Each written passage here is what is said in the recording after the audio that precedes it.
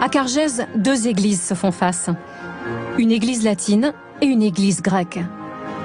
Car ce village a été fondé pour une colonie grecque au XVIIIe siècle.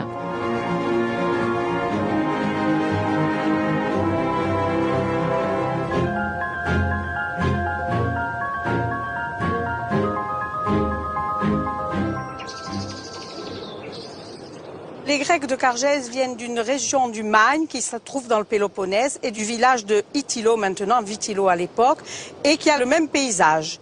Voilà, ils dominent la mer.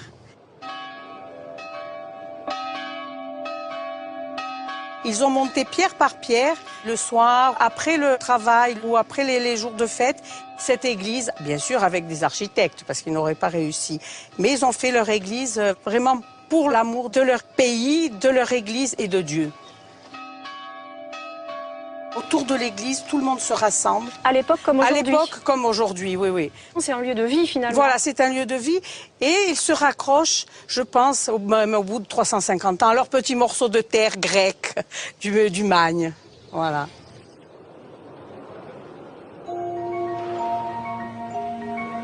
Dans cette église, toujours consacrée, est pratiqué le rite byzantin.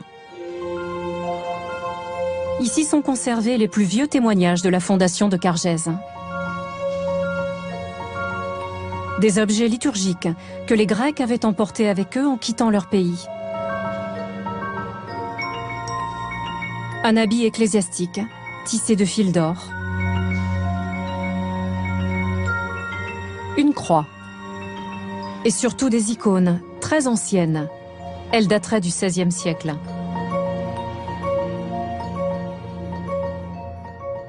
Derrière les icônes, toute la population part. Ils emmenaient avec eux leur culture, leur patrimoine.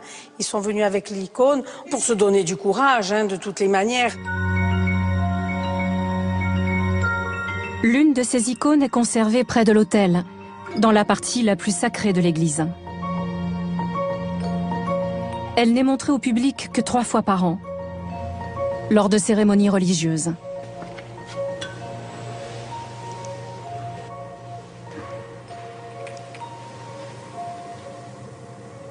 Le dessin est très très délicat par rapport à d'autres icônes, il est très fin.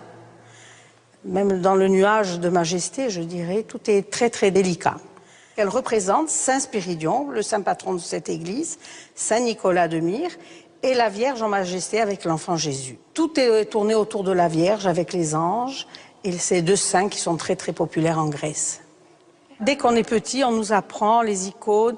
Pour nous, c'est notre patrimoine, ça fait partie de nous. Alors, vous êtes corse ou vous êtes un peu grec? Alors, je suis corso-gréco, française même, et puis dans le sens où, mais c'est le grec ressort toujours, il y a rien à faire. Mais même si on est marié avec les Corses, on est très bien en Corse, on s'est très bien intégré, c'est aimé. Il y a au fond de nous, au fond de notre cœur, de notre sang, je dirais, il y a cette partie de Grèce qui est toujours là, et l'Église est là pour le rappeler, je pense. C'est ce qui nous tient. 16 heures. Tout est prêt pour accueillir la chorale des deux églises. Une chorale ici qui ne chante jamais en latin.